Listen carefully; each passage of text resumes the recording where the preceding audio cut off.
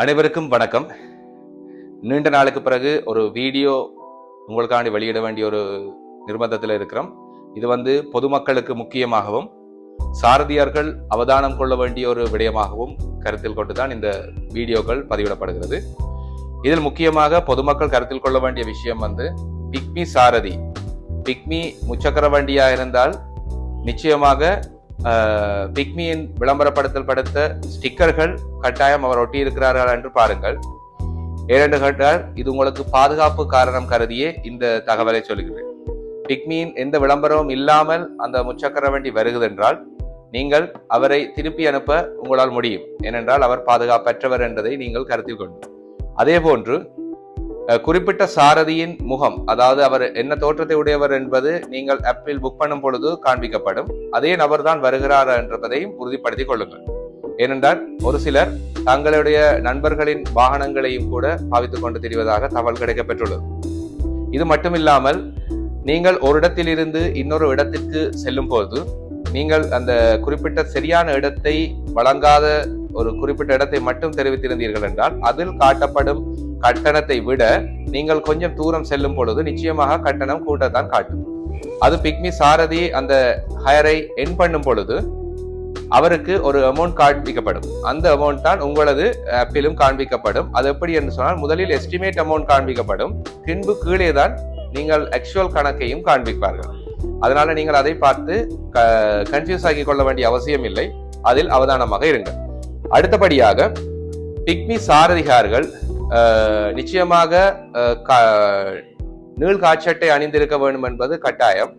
கட்டை காட்சட்டை அணிந்து வெற்றிலை போட்டு மதுபானம் அருந்தி சிகரெட் புகைத்தல் மற்றும் சரம் கட்டி ஓடுபவர்கள், வயதானவர்களை தவிர்த்து சரம் கட்டி ஓடுபவர்கள் இருந்தால் உங்களுக்கு அவரின் தோற்றம் பிடிக்கவில்லை என்றால் நீங்கள் அவ்விடத்திலே வைத்து அவரை திருப்பி அனுப்புவதுடன் அவரை ஹயரை கேன்சல் செய்யுமாறும் நீங்கள் நிர்பந்திக்கலாம். ஏனென்று சொன்னால் சமீப காலமாக ஒரு சில இடங்களில் தொடர்ச்சியாக கம்ப்ளைண்ட்கள் பெறப்பட்டு கொண்டே இருக்கின்றது.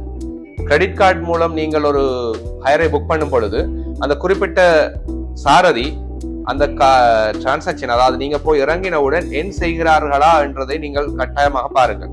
கிரெடிட் கார்டுல தானே போட்டோம் என்று சொல்லிட்டு நீங்கள் இறங்கி விட்டீர்கள் என்றால் அவர் சற்று தூரம் சென்று அந்த ஹயரை என் செய்யும் பொழுது உங்களிடம் இருந்து அறவிடப்படும் கட்டணம் சற்று அதிகரித்தே காணப்படும். அவ்வேளை நீங்கள் பிக்மி நிறுவனத்துடன் ஒரு நம்பிக்கையற்ற தன்மையை ஏற்படுத்திக் கொள்ளும். அதனால் நீங்கள் உங்களது கிரெடிட் கார்டு மூலம் அவருக்கு கட்டணத்தை செலுத்தும் பொழுது நிச்சயமாக அந்த இடத்திலே வைத்து அவரை ஹயரை என் செய்தல் சொல்லி அதன் பின்பாக உங்களுக்கான அலர்ட்டும் வரும். அந்த அலர்ட்டை பெற்றவுடன் அவரை அனுப்புவது உத்தமமான ஒரு விஷயம்.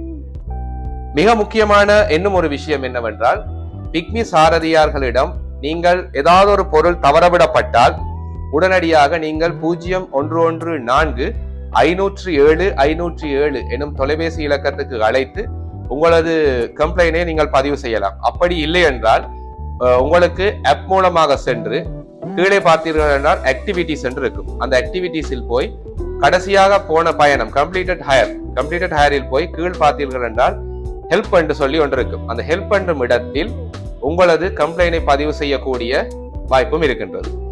அல்லாது நீங்கள் ஒரு அவசரமான ஒரு பொருளை தொலைத்து விட்டீர்கள் என்றால் இலக்கம் 210 கொழும்புத்துறை வீதி யாழ்ப்பாணம் என்னும் முகவரியில் எமது நிறுவனத்தின் காரியாலயம் அமைந்திருக்கின்றது. அதாவது கொழும்புத்துறை இந்து மகாவித்தியாலயத்துக்கு முன்பாக. நீங்கள் இங்கு நேரில் வந்து கூட 9 மணியிலிருந்து மாலை 5 மணி வரைக்கும் உங்களது முறைப்பாடுகளை பதிவு செய்யலாம்.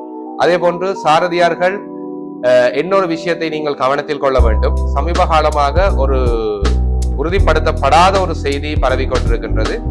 பதிவுகள், அதாவது வாகனங்களை நீங்களாகவே பதியலாம் என்று சொல்லியும், அதே மாதிரி நீங்கள் பதிவு செய்வதற்கு 5000 முதல் 15000 ரூபாய் வரைக்கும் கட்டணங்கள் அறவிடப்படுவதாக ஒரு கதை வந்திருக்கிறது.